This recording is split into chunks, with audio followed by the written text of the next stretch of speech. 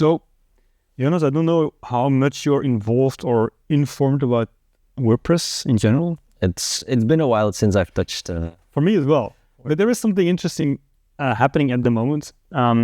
So you have WordPress Foundation, which is a non-profit organization who is in charge of WordPress. And then there is WordPress.com, which is the commercial branch. Drupal also has a Drupal.org and Drupal.aqua, it's called, I guess. Yeah.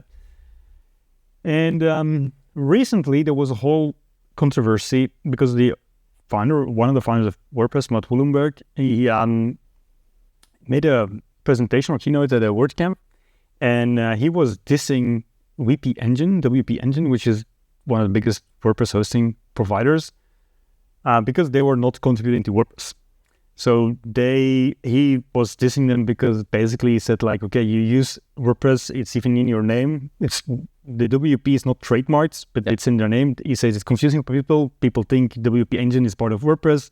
It's not, and you're not contributing anything. And actually, if you want to use the WordPress brands, which they don't because the WP is not trademarked, if you use the WordPress brand, you have to contribute 8% of your profit or revenue, I don't know, back to the open source. Back to the open source, and they don't do that. So he publicly shamed them, right?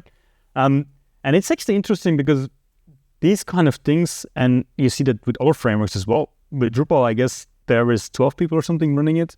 With Laravel, it's also in the hands of one guy, more or less.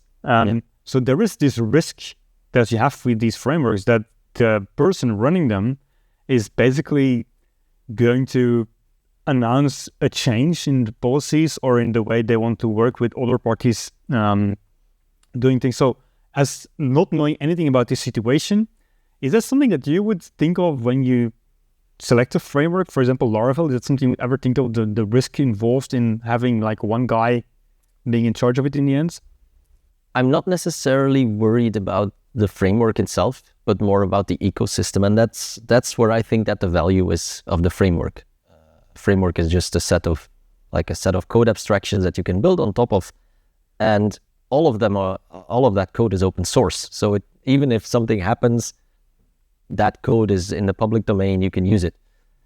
But then what happens with the entire ecosystem that you are depending on, that is potentially not open source, that is part of the commercial offering, as you said. If you look, for example, at Laravel, there is a lot of things in Laravel framework that refer to the commercial Laravel parts. Right? Yeah. It's the same in WordPress. It's going to push you towards a certain vendor for certain solutions. Yes, exactly. In WordPress, for example, on the WordPress dashboard, there is a feed of news from the commercial side. So whenever you install WordPress, there is a news feed from the commercial side of WordPress. Yeah. And that's, of course, a very thin line to walk on. Is that a conflict of interest, according to you? That's the question.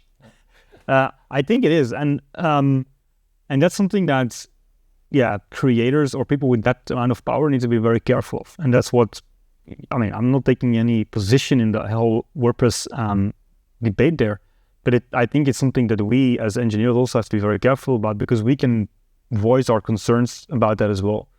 And it's something that's, for us, it's very easy to just take a framework, but not think about all the politics behind it.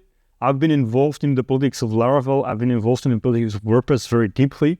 And people don't really understand sometimes, I guess, what's going on and what kind of opinions are out there. So I think it's something that's like you're selecting an open source license, or when you're checking an open source license, I think you should also check more like what's the company behind this, how is the governance done, so that you cannot end up in a situation where they take you hostage. That's interesting what you say about the licenses, because I see a lot more startups and scale-ups being more deliberate about what kinds of open source licenses they are allowing in their platform, and I even have automated tooling to verify which licenses are being pulled in, because it's so easy nowadays to pull in external dependencies in a code base. If you think, I think another good example is Elastic. I don't know if you've seen a controversy about that, where they changed their license, right? And they got a lot of backlash because of that. In the end, they changed it again. They changed it back, yeah. But if they didn't, it would have been a big issue. I think so, yes. And that backlash came mostly from the engineering community that was using their tooling. So I think it's important as an engineer to voice your concerns and to be aware of these issues in the first place. Yeah. Okay, cool, thanks. Well.